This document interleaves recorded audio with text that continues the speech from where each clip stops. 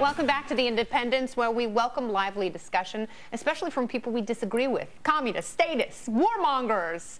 These are all folks who perplex us, but instead of criticizing, we thought we'd bring a real-life commie into the studio for a good group probe. Jesse Meyerson, a self-identified communist. I'm not flinging insults here. That's what he calls himself. He was an Occupy Wall Street advocate and the host of the Disorderly Conduct podcast. He wrote a recent article for Rolling Stone asking for state ownership of pretty much everything. Welcome back, Jesse. Are you ready to play Ask a Communist? Oh, it's my favorite game. Oh, fantastic. All right, question number one. And this comes from our hostess, me. Should the U.S. nationalize Fox News, Jesse?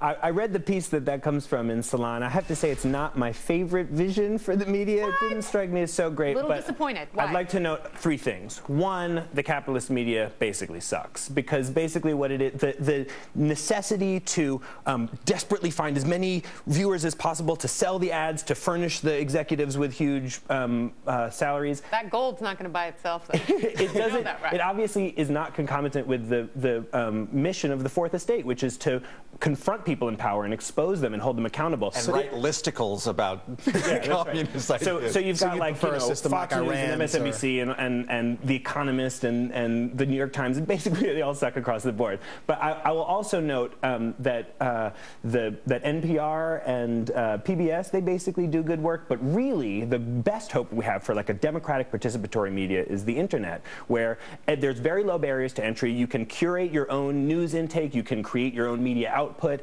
and that is why capitalists are fighting tooth and nail to figure out a way of monetizing the internet by getting government-granted monopolies, anti-free exchange, government-granted monopolies on IP. Yes, keep the government out of the internet. Thank you. Yeah, I'm with you on that absolutely. one. Do you agree with the communists, gentlemen? Look, you know, democratic access to the internet is one of the greatest things that have happened in our lifetime. It's the best thing for media. It's why I'm optimistic and not pessimistic about media. That and vibrating condoms. All right, yes. Question number two. Oh, God. The commies took my family's hemp farm in Romania. Can you help me get it back? I can't, but I'll make you a deal. Okay. Capitalists kidnapped and enslaved millions of Africans and exterminated the indigenous population of this continent and kept women the property of their husbands and fathers and committed Mike Davis's book, Late Victorian Holocausts, and had lots of wars and massacres and genocides after the Second World War. Jesse, you are aware that slavery is an institution that is older than writing, sir. Capitalists did not invent that. Slavery in the United States is what industrialized capitalism. The great commodity that really fueled the rise of industrial capitalism was textiles in Britain. Where did they get all that cotton from? If you notice the gulags in Soviet Union. So our economy collapsed in 1865? No. Yeah. Obviously. And the gulags weren't filled with slaves? The gulags were filled with slaves. Oh, they were. And that was a capitalist mistake as well. No, and what I'm saying is that what that shows is that industrialism has everywhere and in every circumstance required slave labor. It's a nasty thing. It's obviously not unique to communism. It is so nasty, it's helped 1 billion people get out of poverty over the last 25 years. Horrible. Would you, like our friends in France, kidnap your boss? This seems like a sensible libertarian solution. It doesn't rely on big state power. They took matters into their own hands, just like Kennedy said she would if I went and showed up at her house and laid claim to it. Seems like you guys should really support this. Libertarians abide by the non-aggression axiom. We also respect people's rights to property, so I won't come steal your jacket just because I think it would probably fit me better than you. Although you do have a great tie tonight. Well, if there weren't, thank you so much. Well, property and personal possessions are different, right? Like when I'm talking about communism. Well, that's convenient. That's a convenient line you're drawing in the sand. And it's totally imaginary.